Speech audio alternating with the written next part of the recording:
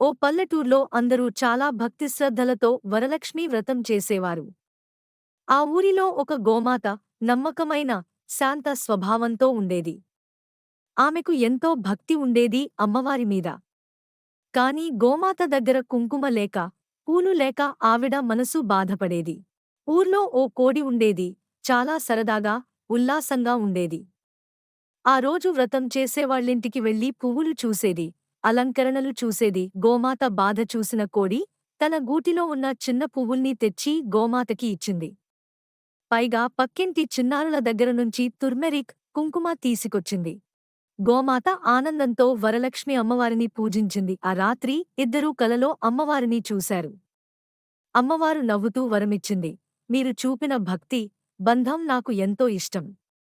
మీరు ఉండే ఊరిలో ఎప్పుడూ శాంతి చక్రం తిరుగుతుంది. మోరల్, భక్తి వస్తువులతో కాదు, మనసు మాధుర్యంతో ఉంటుంది.